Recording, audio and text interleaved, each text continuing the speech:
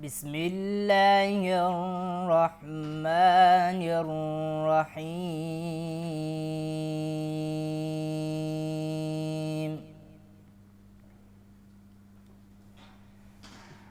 إن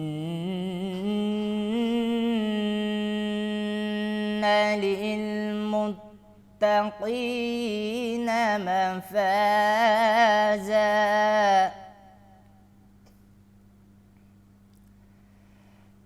إن للمتقين مفازا حدائق وأعنابا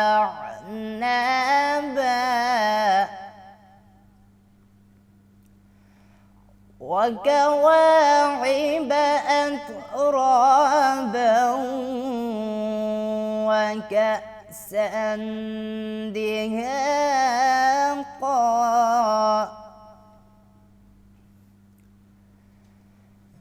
إن للمتقين مفازا حدائق وأعنابا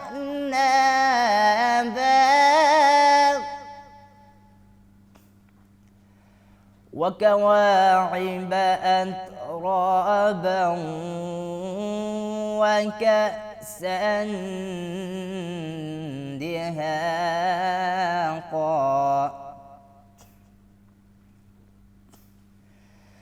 لا يسمعون فيها لغوا ولا كذابا جزاء من ربك عطاء حسابا.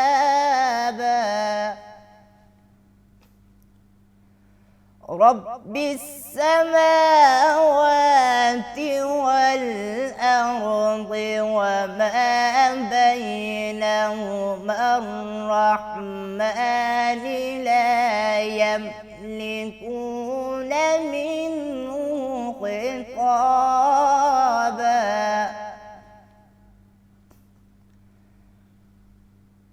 يوم يقوم الروح والملائكة صفا لا يتكلمون إلا من أذن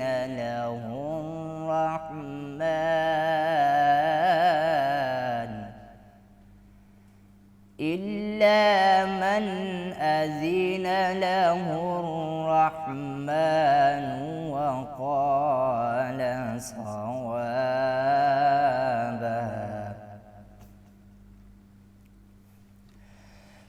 يوم يقوم الروح والملائكة صفا لا يتكلمون إلا من أذن له الرحمن وقال صوابا.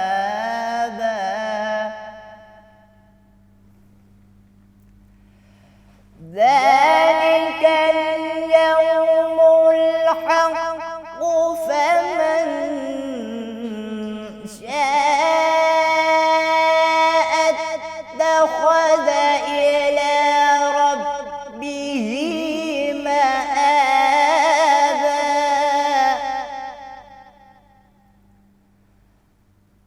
ذلك اليوم الحق فمن شاء اتخذ إلى ربه مآبا.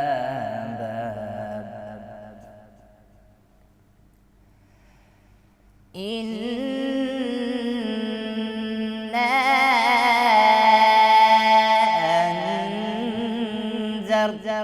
أنذرناكم عذابا قريبا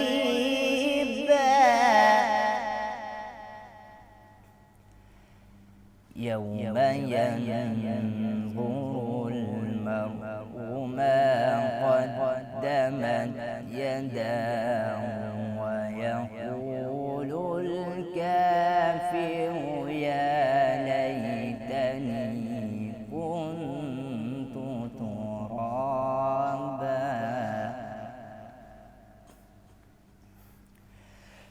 يوم ينظر المرء ما قدمت يداه ويقول الكافر يا ليتني كنت ترابا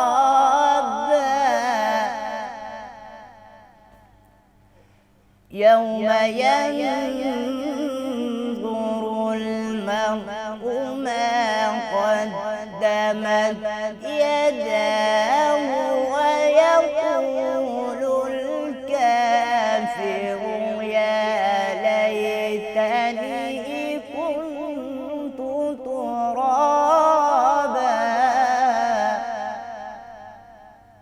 ويقول الكافر يا ليتني كنت ترابا صدق الله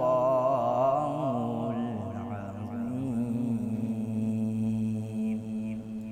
जज़ाकल्लाह सुभान अल्लाह। कारी मोहम्मद मुशर्रफ ने बहुत ही ख़ूबसूरत अंदाज़ में कलाम इलाही की ख़ूबसूरत आयात मुबारका की तिलावत फरमाई है और इंतहाई ख़ूबसूरत अंदाज़ में इसका जो तर्जुमा है वो अब किया जाएगा। ए मुनकिरो, अब तुम अपने किए का मज़ा चखो। तुम दुनिया में कुफ्रो सरकशी में बढ़ते गए, अब हम तुम पर अजाब ही को बढ़ाते जाएंगे। बेशक परहेजगारों के लिए कामयाबी है, उनके लिए बागात और अंगूर होंगे और जवा साल उम्र दोशीज़ाएँ होंगी और शराबे तहूर के छलकते हुए जाम होंगे। वहाँ ये लोग ना कोई बेहुदा बात सुनेंगे और ना एक दूसरे को झुटलाना होगा। ये आपके रब की तरफ से सिला है जो इमाल के हिसाब से काफ़ी बड़ी अता है। वो आसमानों और ज़मीन का और जो कुछ उन दोनों के दरमियान है सबका परवरदिगार है, बड़ी ही रहमत वाला है। मगर रोज़े क़यामत उसके रोबो जलाल का आलम ये होगा कि उससे बात करने का मखलूक़ात में से किसी को भी आरा ना होगा।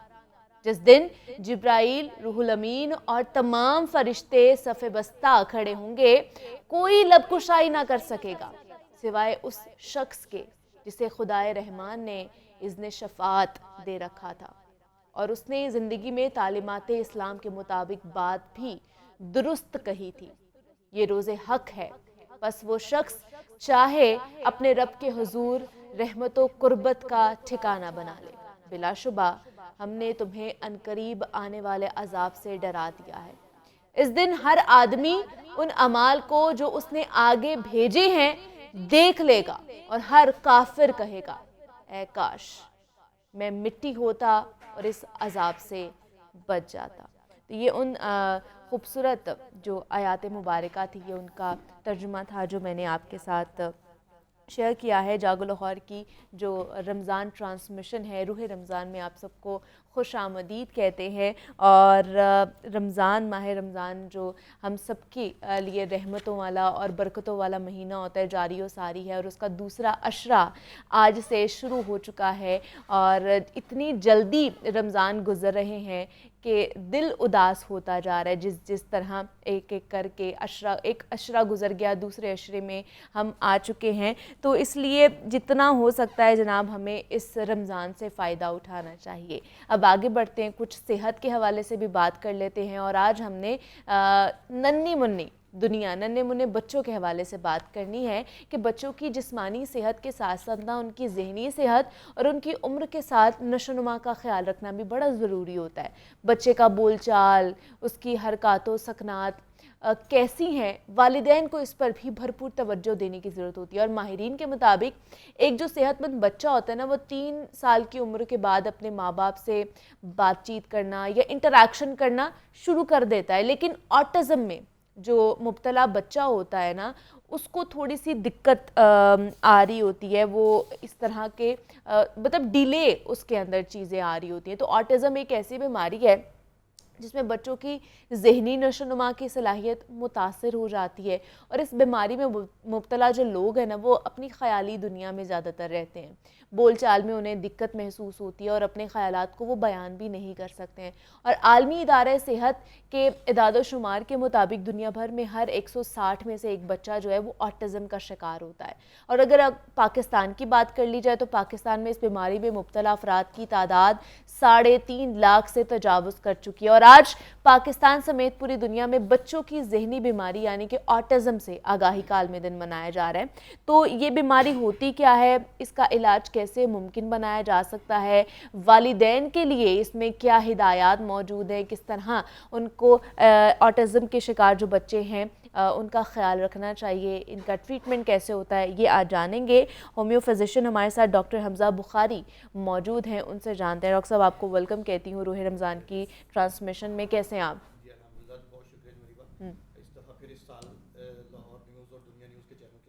असल से हम लोगों तक इस आगाही प्रोग्राम को पहुंचा रहे हैं कि ऑटिज़म बीमारी क्या है और इसमें एहतियात क्या है और इसमें हम अपने बच्चों को किस हद तक इस बीमारी से बचा सकते हैं या क्योर कर सकते हैं। इसमें जो सारी तो डॉक्टर हमजा, सबसे पहले तो ये बताएं कि ये बीमारी है क्या और किस तरह, और ये होती क्यों, कॉजेज़ क्या है, इसके रूट्स क्या है? देखें, इसकी सबसे पहली चीज़ है कि होती क्यों है। हाँ जी। इसमें सबसे पहले जो चीज़ ये आ जाती है, ये एक या तो जेनेटिक प्रॉब्लम इसमें आ जाती है। अभी तक दुनिया भर में जितने भी इस चीज़ के ऊपर रिसर्च हुई है उसमें अभी तक कोई भी चीज़ इतनी वाज़ेह तौर पे ऊपर सामने नहीं आ सकती कि ये चीज़ इसकी जो है वो रीज़न बन रही है। इसमें दुनिया भर में जो रिसर्च है उसमें मुझे देखा जाता है मोस्टली ये जेनेटिक प्रॉब्लम्स की वजह से आता है, या वालदैन या वालदा जब इसमें प्रेगनेंसी ड्यूरिंग द प्रेगनेंसी कुछ सकून आवर अद्वियात का इस्तेमाल करना या पोल्यूशन में रहना, इस तरह की चीज़ें जो हैं ये इसके बच्चे की सेहत के ऊपर बहुत ज़्यादा इफेक्ट आता है। खुराक इसमें और बीमारी, और ये किसी भी किस्म की अगर माँ जो है वो किसी भी बीमारी में से गुजर रही है, इसमें डिप्रेशन का बहुत ज़्यादा अमल दखल आता है इसके अंदर।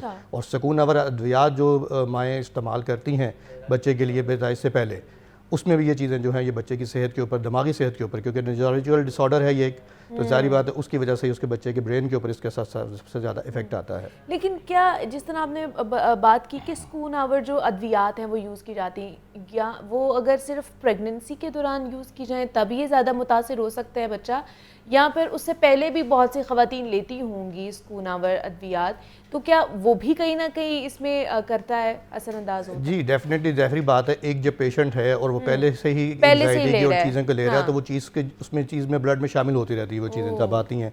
तो जैसे भी वो कंसीव करती हैं तो उसके बाद खुराक का ख्याल ना रखना या जैसी चीज़ें हैं, और पोल्यूशन इसमें बहुत ज़्यादा, जितनी भी रिसर्च की गई है पोल्यूशन है, जैसे जिनके घर के करीब कोई नाला है, गंदा नाला है, उसकी स्मेल है, या कोई फैक्ट्री है या कोई पोल्यूशन की ऐसी जहाँ से प्रोड्यूस हो रही है वो चीज़ें सारी, वो चीज़ें इन चीज़ों में बहुत ज़्यादा मायने रखती हैं, जो कि सेहत के ऊपर, एक माँ की सेहत के ऊपर, जिसके लिए जो कि एक 6 या 4 या 5-6 मंथ में है उसमें है, तो वो चीज़ें ज़्यादा प्रॉब्लम करती हैं और ये इसकी कॉज बनती है ज़्यादातर। मतलब इसके डिफरेंट फैक्टर्स हो सकते हैं, एक जेनेटिकली भी हो सकता है, एक इसका इन्वायरमेंटल फैक्टर भी हो सकता है, और आपका एक जो डाइटरी हैबिट्स जो सही नहीं होते हैं उसकी वजह से भी ये प्रॉब्लम हो सकती है आपके बच्चे के अंदर। तो इसका इसमें मुझे ये बताइए डॉक्टर साहब कि ये बढ़ती क्यों जा रही है, मतलब जिस तरह मैंने बताया कि 3.5 लाख जो है उससे भी तजावुज़ कर चुके हैं, अगर इसके रेशो देखी जाए, बच्चों की तादाद देखी जाए, तो इज़ाफ़ा क्यों होता जा रहा है? अच्छा, इसमें सबसे बड़ी जो अवेयरनेस की कमी है हमारे यहाँ पर, ये सबसे ज़्यादा दुनिया ग्रुप को एक क्रेडिट जाता है कि आप लोग हर साल रूटीन के साथ इस चीज़ को लोगों में अवेयर करते हैं कि ये बीमारी क्या है और क्या चीज़ है। मोस्टली जो लोग हैं वो अपने बच्चों को जिस तरफ नहीं आते, वो ये देखते हैं बच्चा जहनी तौर पर है, या तो ये वो जिसको कहते हैं कि हमारे यहाँ पर एक मशहूर है चीज़ कि ये साई हो गया है या साइकोलॉजी तो हो गया है, इसका कोई इलाज नहीं, इसके ऊपर साया आ गया है, इस पर जिन आ गए हैं या चुड़ैल आ गई है। बजाय इसके कि वो किसी माहिर फिजिशियन को दिखा के या किसी से इसको देखें, इसके जैसे सिम्टम्स, इसको हम अगर सिम्टम्स में लेते हैं, आपका बच्चा 9 महीने का जैसे हो गया है, वो आपको स्माइल पास नहीं कर रहा, आपको रिस्पॉन्स नहीं दे रहा, और 12 महीने में जाके या 15 माह में या 16 माह में जाके वो आपके साथ कोई लफ्ज़ बोलना शुरू नहीं कर रहा, वो स्माइल नहीं दे रहा, आपके साथ कम्युनिकेशन नहीं है उसकी, आप अट्रैक्शन नहीं दे रहा बच्चा अगर आपको, तो डेफिनेटली वो बच्चा उस तरफ जा रहा है। और इसमें यही चीज़ है कि जितनी जल्दी आप बच्चे को इसको कवर कर लेते हैं, इसकी डायग्नोज हो जाता है कि बच्चे को बीमारी आ रही है, उतनी जल्दी इसका ट्रीटमेंट और काफ़ी हद तक जो है वो इसमें क्योरेबल हो जाते हैं। 70, 80, 90% तक बच्चे बेहतर हो जाते हैं। लेकिन इसमें सबसे ज़्यादा जो आपने वो देखना है कि बच्चे का जो बिहेवियर है, बच्चे की जो आपके साथ इंटरेक्शन है, कम्युनिकेशन कितनी बच्चे की आपके साथ अच्छी है। सबसे पहला ये चीज़ है कि बच्चा आपको आई कांटेक्ट नहीं देता, आप बुलाएं वो अपनी दुनिया में ही मगन रहता है, अपनी चीज़ों के साथ खेलता है, एक लिमिटेड हद तक रहता है वो बच्चा। वो आपके साथ इतना ज़्यादा वो कम्युनिकेशन नहीं हो पाती, जो कि इस बच्चों की सबसे ज़्यादा हो। सबसे ज़्यादा हेड फ्लैपिंग आ गई, ये 2.5 साल के बाद जाके ये चीज़ें 3 साल में 4 साल में ये चीज़ें आना शुरू होती हैं। लेकिन जो इनिशियली जो साइन सिम्टम्स आते हैं उसमें आप ये देखेंगे आपका बच्चा, उसमें माँ सबसे अच्छा किरदार अदा कर सकती है कि आप ये देखें आपका बच्चा जो है ये नॉर्मली है, इसकी जितनी भी अलामतें हैं, इसकी जो आप बुला रही हैं उसको, आपकी आवाज़ को रिस्पॉन्स कर रहा है, आपको स्माइल पास कर रहा है। आवाज़ को रिस्पॉन्स तो मेरे ख्याल से 5-6 महीने में बच्चा करना शुरू हो जाता है। जी बिल्कुल, वो आपकी तरफ उसमें आना शुरू हो जाते हैं। और फिर उसमें ये चीज़ देखना है हमने कि बच्चा जो है ये आपकी कोई लफ्ज़ इसने बोलना शुरू किया कि नहीं, क्योंकि जो ऑटिज़म के जो पेशेंट होते हैं इसमें सबसे ज़्यादा जो सबसे पहला स्पीच का प्रॉब्लम आता है कि बच्चा इसमें लफ्ज़ कोई नहीं बोल सकता, वो सिर्फ अजीब सी हरकतें शुरू कर देते हैं जिसको जो बच्चे इतने समझ नहीं पाते।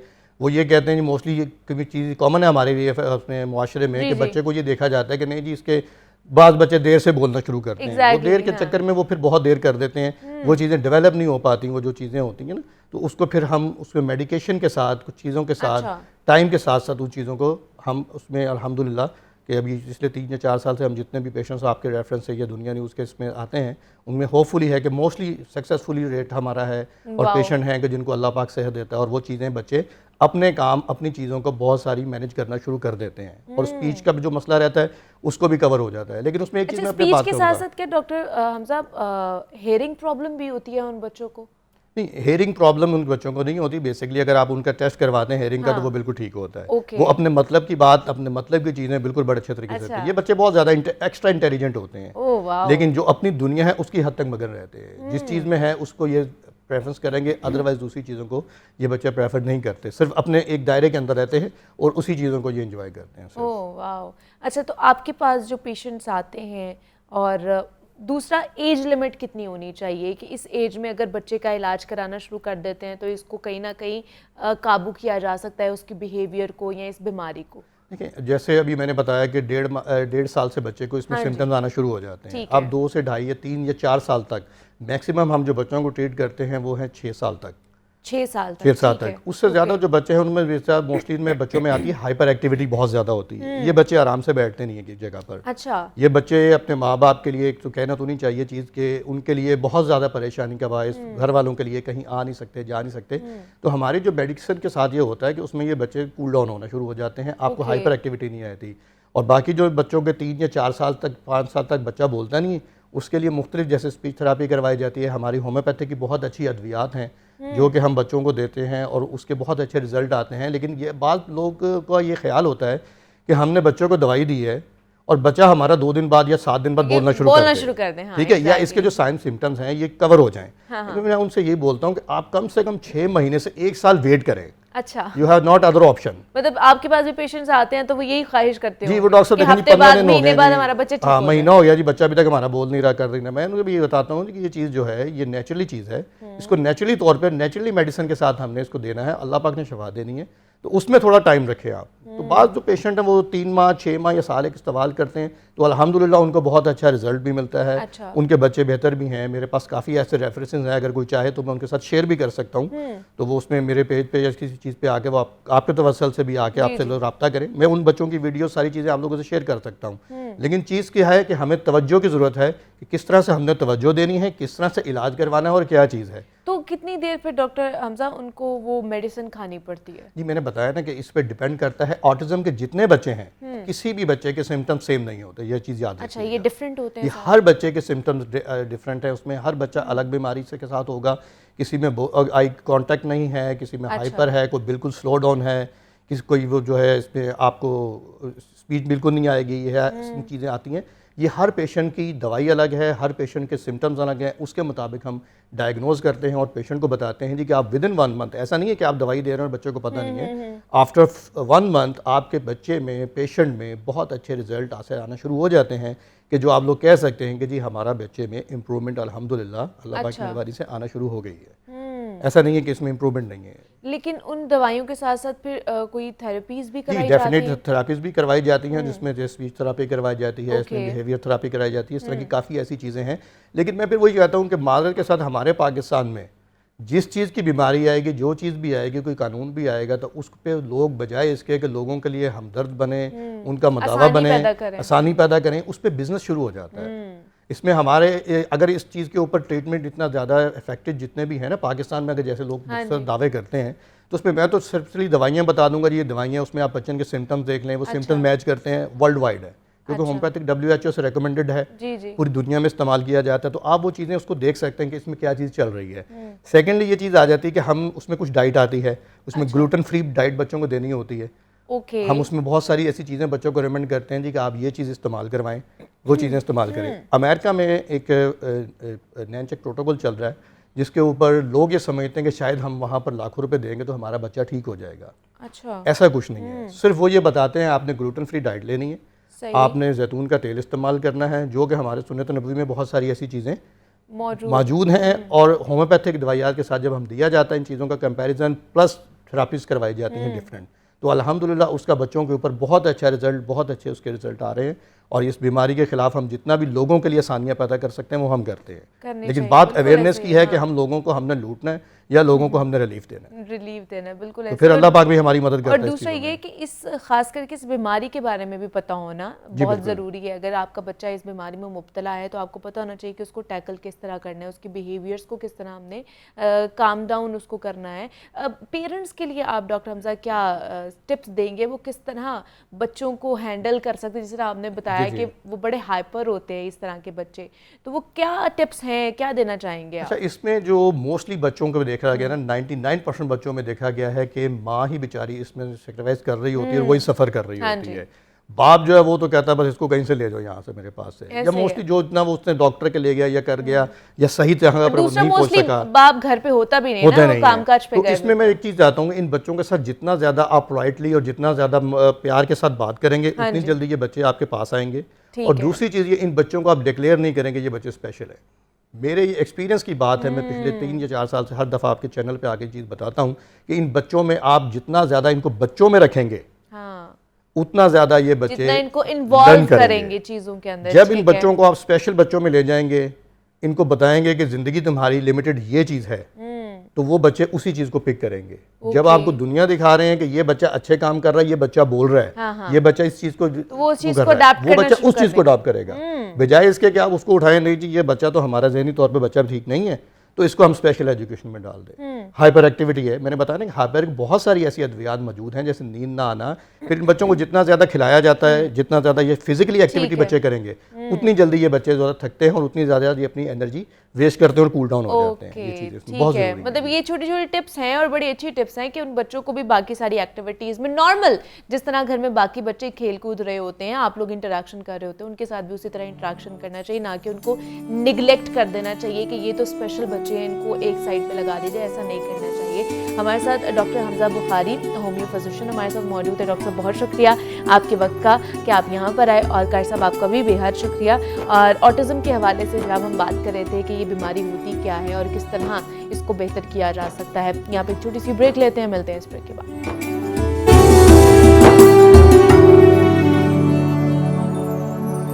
रमज़ान नशरियात में एक मरतबा फिर से आप सबको खुश आमदीद कहते हैं। फ़जीलत शहजाद हमारे साथ इस सेगमेंट में मौजूद हैं, मोहम्मद साद रज़ाक भी इस सेगमेंट में हमारे साथ मौजूद हैं, दोनों ही नातवान हैं। और फ़जीलत ने बहुत ही खूबसूरत और उम्दा जो नात है अंदाज में पढ़ी है, बहुत ही खूबसूरत पढ़ी आपने फ़जीलत। कैसी हैं आप, ठीक है? जी अल्लाह का शुक्र है। रमज़ान कैसा गुजरा आपका? बहुत अच्छा, इबादत में गुजार रहा है। अल्लाह ताला हमें रखने की तौफीक अता फरमाए, इबादत करने की तौफीक अता फरमाए। मेरे मालिक मौला इस रमज़ान के सदक़े से हम सब पर अपनी खास रहमतें नाजिल फरमाए। आमीन आमीन आमीन। साद, आपका कैसा गुजरा है रोज़ा? अच्छा गुजरा है, रमज़ान भी अच्छा गुजरा है। तो साद, आप क्या सुनाने वाले हैं हमें?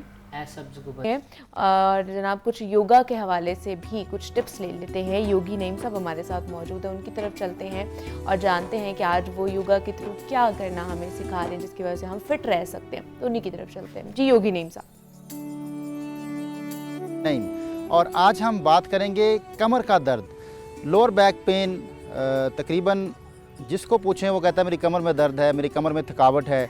तो आज हम योगा के ज़रिए से अपनी कमर को कैसे बेहतर बना सकते हैं, इसके ऊपर प्रॉपर हम जो है बात करेंगे कि हम एक्सरसाइज के ज़रिए से अपनी कमर को मज़बूत कैसे कर सकते हैं और एक्सरसाइज के ज़रिए से हम अपनी कमर की दर्द को कैसे ख़त्म कर सकते हैं। बहुत आसान सी चीज़ें हम डिस्कस करेंगे। आप किसी भी एज में हैं, आप यंग हैं, आप बूढ़े हैं, तो भी आप योग कर सकते हैं। योग आपको बहुत आसानी देता है। तो आज हम लोअर बैक के हवाले से जिनको प्रॉब्लम है उनके लिए कौन सी चीज़ें फ़ायदेमंद हो सकती हैं, ये मैं आपके सामने पेश करने वाला हूँ। आप इस तरह बैठ सकते हैं तो बहुत अच्छा है। अपने पाँव को थोड़ा सा एक आगे रख लें और थोड़े घुटनों को खोल लें। आप एक पाँव आपका जो है पीछे हो, एक पाँव आगे हो, और बिल्कुल साथ भी मिला सकते हैं। कोई ज़रूरी नहीं कि थोड़ा सा इसको आगे रखा जाए, बेहतर है कि थोड़ा सा आगे रख लिया जाए, ज़रा ज़्यादा इजी पोज हो जाता है। और दोनों घुटने आपके फ्लोर पे टच हों। अपने घुटनों को यूँ पकड़ लीजिए और कमर को सीधा करते हुए ऊपर देखिए, सांस अंदर लेते हुए और सांस निकालते हुए पेट को सुकेड़ते हुए अपनी कमर को पीछे की तरफ गोल करेंगे और नीचे आ जाएंगे। थोड़ा सा कमर को पीछे की तरफ गोल कर देंगे और पेट को सुकेड़ लेना अंदर की तरफ, सांस निकालते हुए। फिर सांस लेते हुए आप कमर को सीधा करेंगे और ऊपर की तरफ देखने की कोशिश करेंगे। जितना कमर को आप सीधा कर सकते हैं, घुटनों की मदद से आपने स्ट्रेच करना है पूरा। आपने घुटनों को खींचते हुए स्ट्रेच करना है और सांस को निकालते हुए आपने अपने पेट को अंदर खींचते हुए नीचे आपने बॉडी को लेके आना है और कमर पीछे आपकी गोल होनी चाहिए और तेज़ी नहीं होनी चाहिए। बहुत आहिस्ता से आपने सांस अंदर लेते हुए ऊपर और सांस निकालते हुए नीचे रुकना है हर दफ़ा। ये आप कम से कम 10 टाइम ऊपर और नीचे 10 टाइम आप इसको करेंगे। इसके बाद फिर आप जो है वो अपने दोनों हाथ अपने कमर के पीछे आप बांध लेंगे। एक आप रिस्ट को पकड़ लेंगे और सांस लेते हुए आप लंबा गहरा सांस लेंगे और ट्विस्ट करेंगे राइट साइड पे। इनहेल और सांस निकालते हुए अगर आप अपना माथा टच कर सकते हैं घुटने पे तो माथा टच कर लें। अगर आप चिन टच कर सकते हैं तो ये बहुत अच्छा है। फिर सांस लेते हुए ऊपर की तरफ आएंगे और लेफ्ट साइड पे ट्विस्ट करेंगे और सांस निकालते हुए फिर जो भी आप टच कर सकते हैं घुटने पे। अगर आप यहाँ तक भी आ रहे हैं तो कोई बात नहीं, आप रुक जाएं यहाँ पर, जितना भी आपसे इजीली हो सकता है। ये दोनों साइडों पे आप 5 टाइम कीजिए ईच साइड। इसके बाद फिर आप कमर को सीधा रखते हुए जितना आप आगे झुक सकते हैं वो झुकेंगे और नीचे जहाँ तक आप आ जाएं यहाँ पे। योगी नईम साहब हमारे साथ मौजूद थे और लोअर बैक पेन के हवाले से कि जिन लोगों को कमर का दर्द होता है उस हवाले से उन्होंने योगा करना सिखाया है। आप भी करिएगा। योगी साहब आपका बहुत शुक्रिया। आप एक छोटी सी ब्रेक लेते हैं, मिलते हैं इस ब्रेक के बाद।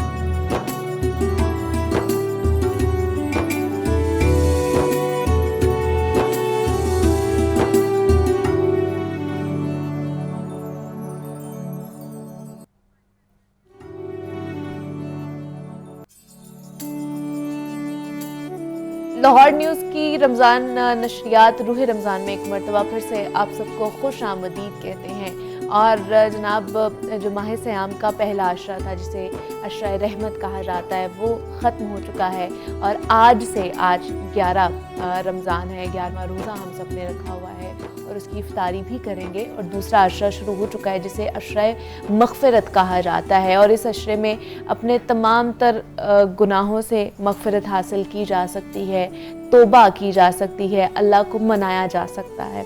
तो किस तरह तौबा की जानी चाहिए, अहमियत क्या है तौबा की, और इस अशरे को, दूसरे अशरे को मग़फ़िरत क्यों कहा जाता है, इस हवाले से बात करेंगे। डॉक्टर पीर तारिक शरीफजादा साहब हमारे साथ मौजूद हैं, मारूफ सीरत स्कॉलर है। डॉक्टर साहब आपको वेलकम कहती हूँ रूह रमज़ान में। कैसे हैं आप? ठीक ठाक है? अल्हम्दुलिल्लाह, बहुत शुक्रिया।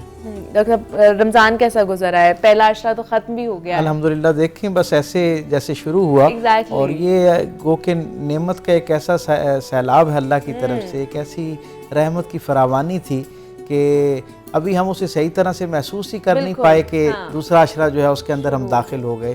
अल्हम्दुलिल्लाह, बस अल्लाह हमें ये तौफीक दे कि हम उसकी रहमत के साथ साथ ही जो दूसरा अशरा बड़ा अपने अंदर एक ख़ास पैगाम, उम्मीद और खुशखबरी लेकर आया यानी अल्लाह की मखलूक के लिए अल्लाह की तरफ से मग़फ़िरत का पैगाम लेकर आया है।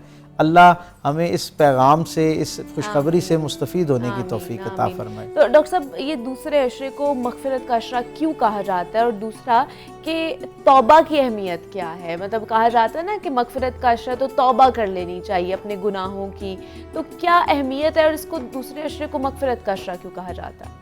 बिस्मिल्लाह रब्बि मोहम्मद करीम अलैहिस्सलातु तस्लीम, सरकार दो आलम सल्लल्लाहु अलैहि वसल्लम ने हमें ये बताया कि अल्लाह रब सरकार अपने काशाना रहमत से बाहर आए, जुमे का दिन था और हुजूर अपने मिंबर की तरफ बढ़े। अच्छा। आपने जब उसके पहले पायदान पर पाँव रखा और आमीन कहा, थोड़ी देर के बाद फिर खामोश हुए, दूसरे पायदान पर पाँव रखा और फिर आमीन कहा और फिर तीसरी मरतबा आमीन कहा। जब हुजूर तशरीफ़ फरमा हो गए तो असहाबे रसूल ने सरकार दो आलम सल्लल्लाहु अलैहि वसल्लम से पूछा, ए अल्लाह के रसूल, हम कई महीनों से, कई हफ्तों से, कई जुमों से आपको देख रहे हैं, लेकिन कभी ये आपका मामूल नहीं रहा कि आपने इस तरह खामोशी के साथ थोड़े थोड़े वक्फे के बाद हर कदम पे जो है वो एक एक मरतबा आमीन कहा हो। अल्लाह के रसूल सल्लल्लाहु अलैहि वसल्लम ने फरमाया, जब मैंने पहली मरतबा आमीन कहा तो जिब्राइल मेरे पास आए और उन्होंने कहा कि ये मफ़हूम हदीस है, हुज़ूर ने फरमाया कि जिब्राइल ने कहा कि बदबख्त है वो शख्स कि जिसके सामने मेरा ज़िक्र किया जाए और वो मुझ पर दरूद ना पड़े, यानी रसूलुल्लाह सल्लल्लाहु अलैहि वसल्लम पर दरूद ना पड़े। तो मैंने कहा कि आमीन, यानी गोया मैंने उसमें अपनी ताईद शामिल की।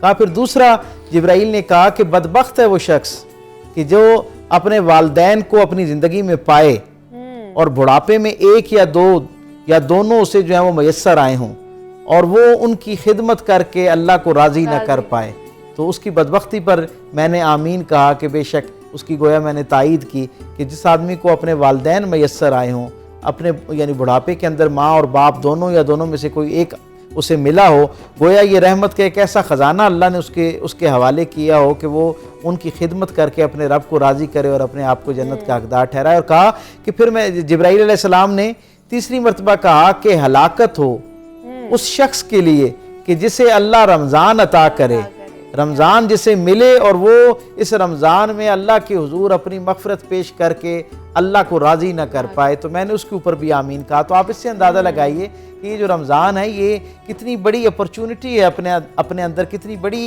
एक खुशखबरी और कितना बड़ा और खुशगवार इम्कान रखता है कि अगर कोई शख्स इस महीने के अंदर भी अल्लाह को राज़ी ना कर पाए तो यकीनन ये उसकी बदबख्ती है और बदनसीबी है। वो रमज़ान मुबारक का वैसे तो सारे का सारा वक्त जो है वो अल्लाह की रहमत से मामूर है।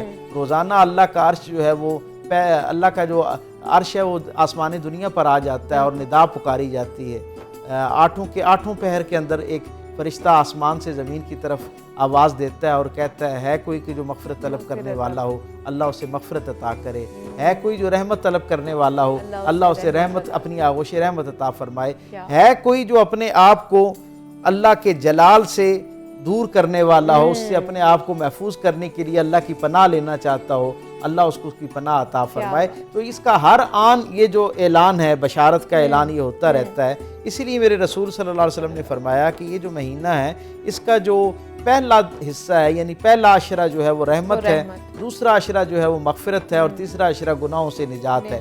हम ये देखते हैं उमूमी तौर पर ये समझा जाता है कि शायद इन तीनों के अलग अलग हवाले मुतय्यन कर देने का मतलब कहीं ये तो नहीं है कि पहले अशरे की खुसूसियत जो है वो मुनक़ता हो जाती है दूसरे में, यानी पहले जो रहमत है वो गोया सिर्फ पहले अशरे में रहती है और दूसरे में नहीं रहती, या मग़फ़िरत दूसरे अशरे में रहती है और तीसरे में नहीं रहती। तो इसके बारे में भी उमूमन कई दफ़ा सवाल आता है ज़हन के अंदर। तो इसका जो सही जवाब साहिबान इल्म ने हमें अता किया वो ये है कि अल्लाह ने इस महीने की निस्बत और ताल्लुक़ से अशरों के हवाले से रसूल रहमत की ज़ुबान से जो 3 हमें बशारतें दी हैं, रहमत की, मग़फ़िरत की और जहन्नुम से निजात की, ये तीनों जो हैं वो मुनक़ता नहीं होती बल्कि ये आपस में मुतवस्सिल हैं।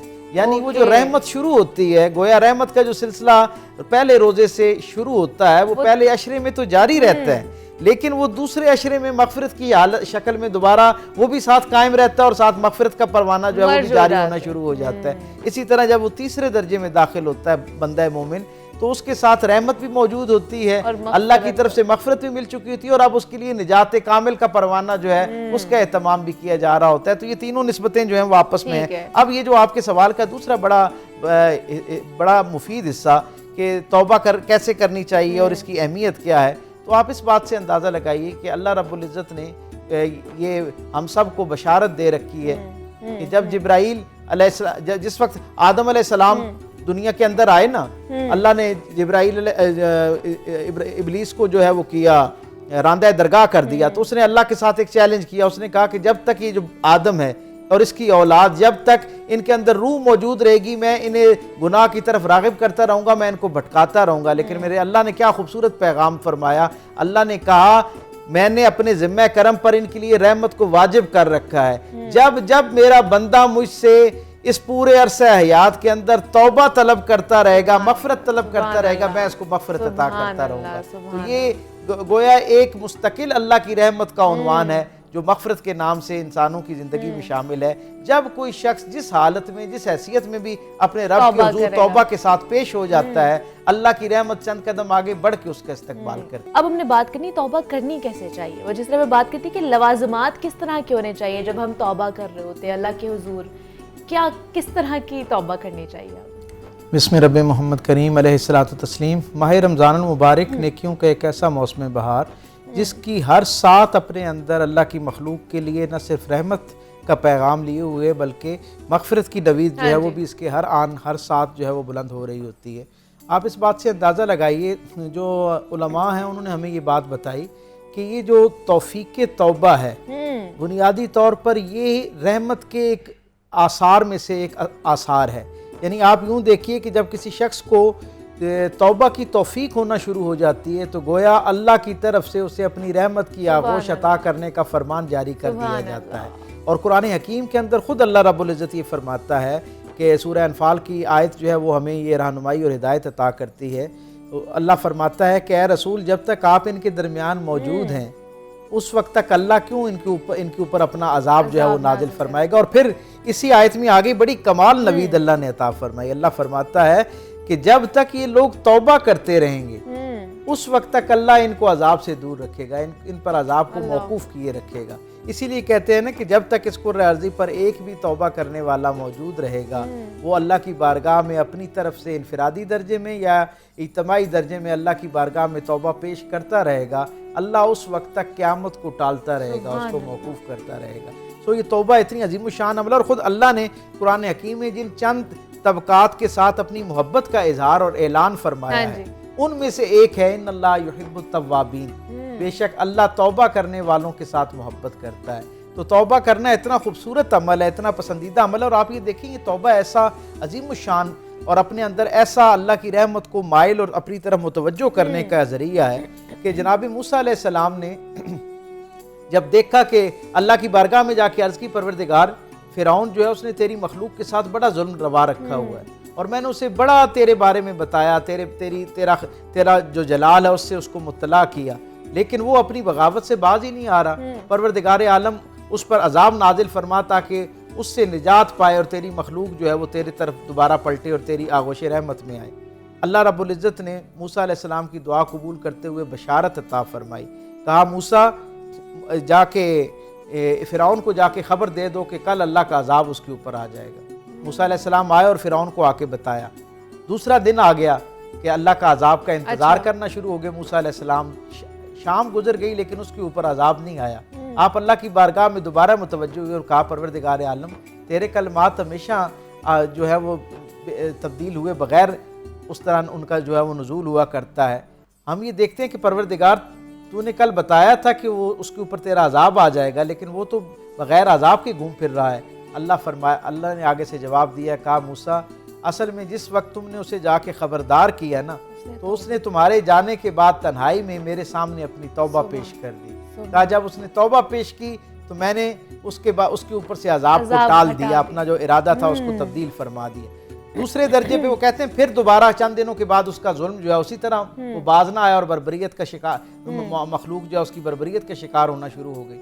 वो कहते हैं कि मूसा अलैहिस्सलाम दोबारा अल्लाह की बारगाह में अर्ज करने के लिए गए। अच्छा। अल्लाह ने फिर यही नवीद दी कि इसको कल अजाब दे दिया जाएगा और आपकी उम्मत को निजात मिल जाएगी। दूसरे दिन फिर अजाब नहीं आया। मूसा अलैहिस्सलाम ने अल्लाह से अर्ज की परवरदिगार आज फिर से अजाब टल गया।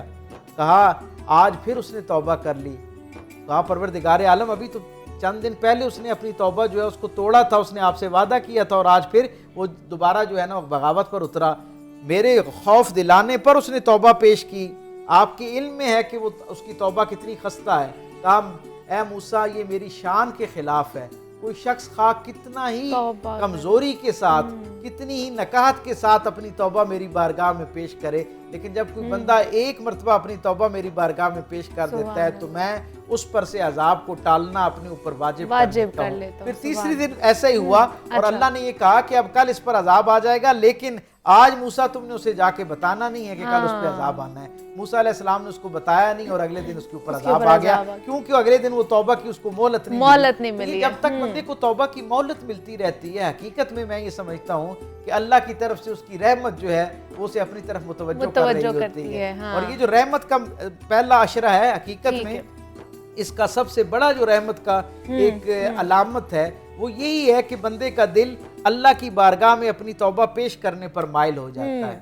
और तौबा किस चीज़ का नाम है, जैसा कि आपका सवाल था, तो हम सब के इल्म में होना चाहिए कि तौबा बुनियादी तौर पे सबसे पहले अपने किए पर नदामत का इजहार, आइंदा ऐसा ना करने का पूरा इरादा और अल्लाह से फिर रहमत की कामिल उम्मीद। जब ये तीन चीज़ें मौजूद होती हैं तो फिर अल्लाह किसी भी दर्जे का गुनाह उसे माफ़ फरमा देता है। सुभान अल्लाह। हमारे साथ डॉक्टर पीर तारिक शरीफ ज़ादा साहब मौजूद है। डॉक्टर साहब बहुत शुक्रिया आपके वक्त का, आज की नशिस्त आपके साथ बड़ी अच्छी रही। अली हसनैन आसिफ हमारे साथ मौजूद है। अली, जाते जाते एक और नात आपसे सुनना चाहेंगे हम।